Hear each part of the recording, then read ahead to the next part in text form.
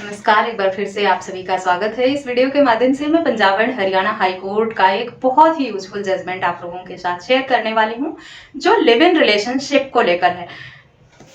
ये जजमेंट उन लोगों के लिए बहुत यूजफुल है जो शादीशुदा होते हुए लिव इन रिलेशनशिप में रहने की सोच रहे हैं। इस जजमेंट में Punjab and Haryana high court के डिवीजन बेंच द्वारा एक बहुत ही ऐतिहासिक फैसला दिया गया है, जिसमें ऐसे व्यक्तियों को सुरक्षा देने का आदेश दिया गया जो लिव इन रिलेशनशिप में तो रह रहे थे पर पहले से शादीशुदा थे। अभी तक लिव इन रिलेशनशिप में जो जजमेंट आए हैं उसमें जब व्यक्ति शादीशुदा होता है तब ऐसे में हाई कोर्ट किसी भी तरह की दखलंदाजी, प्रोटेक्शन देने से साफ इनकार कर देता है, ये कहकर शादीशुदा लोगों को लिव इन रिलेशनशिप में रहने की इजाजत नहीं दी जा सकती है, क्योंकि वो किसी अन्य के साथ पहले से ही रिश्ते में बंधे हुए हैं, वैवाहिक जीवन में हैं और इसी वजह से वो लिव इन रिलेशनशिप में अगर रहते हैं तो उन्हें पुलिस प्रोटेक्शन नहीं दिया जा सकता। लेकिन इस मामले में सुप्रीम कोर्ट के आए एक जजमेंट का हवाला देते हुए हाई कोर्ट ने इस फैसले को पलट दिया, ये कहते हुए कि अगर कोई व्यक्ति शादीशुदा होते हुए भी लिव इन रिलेशनशिप में रहता है तो उसे पुलिस प्रोटेक्शन देने से मना नहीं किया जा सकता। साथ ही साथ ये भी निर्देश दिया कि लिव इन रिलेशनशिप में रह रहे व्यक्तियों को अपनी सुरक्षा की मांग के लिए, अपने अधिकारों का हवाला देने के लिए कहां पर प्रोटेक्शन की मांग कर सकते हैं, कहां पर अपने अधिकारों का हवाला देकर अपने हित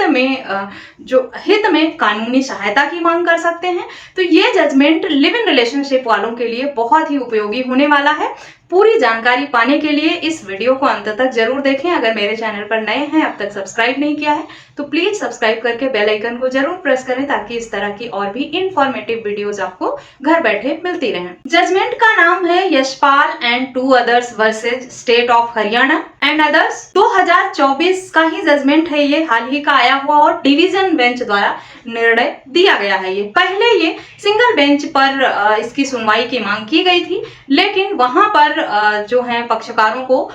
ये कहकर उनकी याचिका को खारिज कर दिया गया कि शादीशुदा लोगों को लिव इन रिलेशनशिप में रहने का अधिकार कानून में नहीं दिया गया है, ना ही उन्हें किसी भी तरह से प्रोटेक्ट किया जाता है। जिसके बाद मामला डबल बेंच के पास पहुंचा और वहां पर सुनवाई करते हुए डिवीजन बेंच का जो फैसला रहा वो बहुत ही ऐतिहासिक रहा। डिवीजन बेंच ने ये कहते हुए फैसला सुनाया, सुप्रीम कोर्ट के इस आदेश का हवाला देते हुए कि Joseph shine versus union of India मामले में जब सुप्रीम कोर्ट ने एडल्ट्री को खत्म कर दिया है, एडल्ट्री को क्राइम की श्रेणी में नहीं रखा गया है। कोई व्यक्ति अगर शादीशुदा होकर बाहर किसी से संबंध बनाता है, अफेयर करता है, फिजिकल रिलेशन में रहता है, तो अगर वो क्राइम नहीं है तो फिर हम ये कहकर कैसे अपना पीछा छुड़ा सकते हैं, अपना पल्ला झाड़ सकते हैं कि अगर कोई व्यक्ति शादीशुदा है तो वो लिव इन रिलेशनशिप में नहीं रह सकता। जब एडल्ट्री क्राइम नहीं है, उसका कानून ही खत्म कर दिया सुप्रीम कोर्ट ने, तो फिर शादीशुदा होकर लिव इन रिलेशनशिप में रहने पर पुलिस प्रोटेक्शन क्यों नहीं दिया जा सकता। साथ ही साथ हाई कोर्ट ने यह भी कहा कि अगर कोई व्यक्ति हमारे पास सुरक्षा की मांग करने आता है तो हमें ये नहीं देखना है कि उसका वैवाहिक जीवन कैसा है, वो शादीशुदा है या नहीं है, बल्कि ये देखना होगा कि वर्तमान में उसकी लाइफ जो है वो कैसी है, उसकी जान को खतरा है, कहीं उसके बच्चे तो नहीं हैं। और अगर ऐसे में उन दोनों लिव इन रिलेशनशिप में रह रहे व्यक्तियों के साथ किसी भी तरह की अनहोनी या दुर्घटना हो जाती है तो उनके बच्चों की रिस्पॉन्सिबिलिटी किस पर होगी। बच्चों का भला माता पिता से बेहतर कोई नहीं सोच सकता। ऐसे में अगर कोई महिला या पुरुष मैरिड है और वो लिव इन रिलेशनशिप में रह रहा है, साथ ही उसके बच्चे भी हैं और धमकियां मिल रही हैं उसे परिवार से, समाज से, रिश्तेदारों से, अगर उन्हें मारने की धमकी दी जा रही है, जान से मारने की धमकी दी जा रही है और पुलिस प्रोटेक्शन देने से कोर्ट मना करती है और उनके साथ कोई अनहोनी हो जाती है, और ऐसे रिलेशनशिप में जो पहले से बच्चे हैं उनकी जिम्मेदारी कौन लेगा, इसके बारे में भी सोचना कोर्ट की ही रिस्पॉन्सिबिलिटी है। तो इस बात का ध्यान रखें कि जब एडल्ट्री का कानून खत्म हो गया है तो ऐसे में लिव इन रिलेशनशिप में भी रहने वाले व्यक्तियों को प्रोटेक्शन देने से मना नहीं किया जा सकता है। इस तरह का निर्देश देते हुए डिवीजन बेंच ने जो याचिका थी पुलिस प्रोटेक्शन की उसे एक्सेप्ट कर लिया। लिव इन रिलेशनशिप में रह रहे जोड़े को राहत मिली इस मामले में। साथ ही साथ ये भी निर्देश दिया कि अगर कोई व्यक्ति लिव इन रिलेशनशिप में रहता है, चाहे वो शादीशुदा है या अनमैरिड है, चाहे दोनों लोग पहले से शादीशुदा हैं या दोनों में से कोई एक शादीशुदा है और वो अपने पार्टनर से अलग रह रहा है, ऐसे में वो लिव इन रिलेशनशिप में रहने की सोचता है, लिव इन रिलेशनशिप में जाने की सोच रहा है, तो उसे अगर पुलिस प्रोटेक्शन मांगनी है तो उसके पास क्या क्या विकल्प हैं, वो कहां कहां पर पुलिस प्रोटेक्शन की मांग कर सकता है और कैसे मांग सकता है, क्या उसके हक अधिकार है। सबसे पहले पुलिस का ऑप्शन तो बचता ही है कि आप पुलिस में प्रोटेक्शन की मांग कर सकते हैं। साथ ही साथ कोर्ट में भी आप गुहार लगा सकते हैं पुलिस प्रोटेक्शन के लिए। पुलिस और कोर्ट के बाद जो विकल्प बचता है आपके पास वो स्टेट ह्यूमन राइट कमीशन का बचता है या फिर डिस्ट्रिक्ट लीगल सर्विस अथॉरिटी का आपके पास विकल्प रहता है। यानी ये 4 तरीके आपके पास हैं, या आप डिस्ट्रिक्ट लीगल सर्विस अथॉरिटी में गुहार लगाएं अपने हक अधिकारों के लिए, सुरक्षा के लिए, या फिर आप स्टेट ह्यूमन राइट कमीशन में मांग करें अपने हक अधिकारों को लेकर। पुलिस और कोर्ट का अधिकार तो आपके पास है ही। ये 4 तरीके हैं, सिर्फ पुलिस ही एक अकेला माध्यम नहीं है आपके पास जहां पर आप प्रोटेक्शन की मांग करें। या आपको लगता हो कि आपको सीधे हाई कोर्ट ही जाना है, क्योंकि कई बार लोग होते हैं हाई कोर्ट में अफोर्ड नहीं कर पाते हैं, उनके पास इतने पैसे नहीं होते, हाई कोर्ट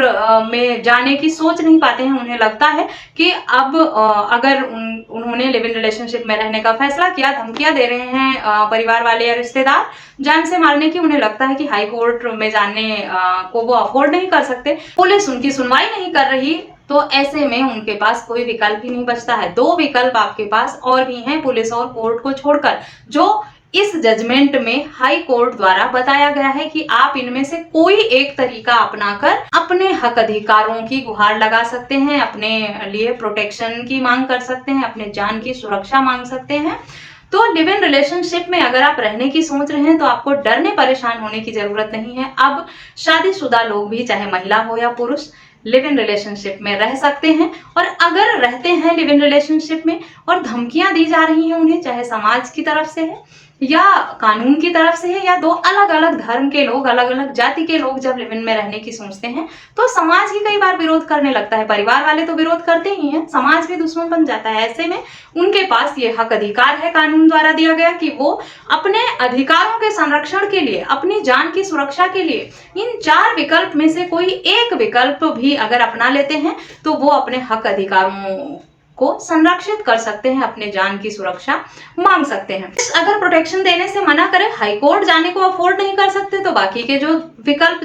2 दिए हुए हैं उनमें से कोई एक ट्राई कर लें आप। वहां पर तो सिर्फ आपको एप्लीकेशन ही लगानी है और सिर्फ थोड़ी सी नॉलेज होनी चाहिए आपको, या किसी सलाहकार की मदद लेके भी आप बिना ज्यादा पैसा खर्च किए हुए भी अपने हक अधिकारों की मांग कर सकते हैं। कोर्ट में जाना अगर अफोर्ड नहीं कर पा रहे तो भी पुलिस का विकल्प आपके पास है। पुलिस अगर नहीं सुन रही है आपकी तो आप ह्यूमन राइट्स में जाएं या लीगल सर्विस अथॉरिटी में जाएं, वहां भी आपके हक अधिकारों को संरक्षण देने की सुनवाई की जाएगी। तो आशा करती हूँ लिव इन रिलेशनशिप को लेकर ये जजमेंट आप लोगों के लिए बहुत यूजफुल होगा। काफी लोग परेशान थे कि शादीशुदा होते हुए अगर लिव इन में रहते हैं तो जो पार्टनर होता है पहले से शादीशुदा वही धमकियां देने लगता है, वही परेशान करने लगता है और जान के पीछे पड़ जाता है, जान से मारने की धमकी देता है, तरह तरह के झूठे आरोप लगाकर मामले दर्ज करा देता है, परेशान प्रताड़ित करता है। साथ ही अगर कोई लड़का शादीशुदा होकर लिव इन में रहने की सोच लेता है किसी अन्य महिला के साथ, तो उसके पहले से जो ससुराल वाले हैं, लड़की वाले हैं, वो उसके जान के दुश्मन बन जाते हैं, उसे जान से मारने की कोशिश करते हैं। तो अगर इस सब तरह की प्रॉब्लम को आप फेस कर रहे हैं तो ये जजमेंट आपके लिए बहुत यूजफुल होने वाला है। आप कोई भी कोर्ट आपको मना नहीं कर सकता है शादीशुदा होकर अगर लिव इन में रहते हैं तो पुलिस प्रोटेक्शन देने के लिए। जजमेंट का लिंक आपको वीडियो के डिस्क्रिप्शन बॉक्स से मिल जाएगा, वहां से आप पढ़ सकते हैं, समझ सकते हैं पूरे मामले को अच्छे से। बाकी जजमेंट का नाम तो मैंने इस वीडियो के माध्यम से बता ही दिया है, आप सर्च करके जजमेंट को खुद से भी डाउनलोड कर सकते हैं। वीडियो अच्छी लगी है तो चैनल को सब्सक्राइब करना बिल्कुल भी ना भूलें और अधिक से अधिक लोगों के साथ शेयर भी जरूर करें। इस वीडियो में बस इतना ही, मिलते हैं नेक्स्ट वीडियो में, तब तक के लिए थैंक यू एंड बाय।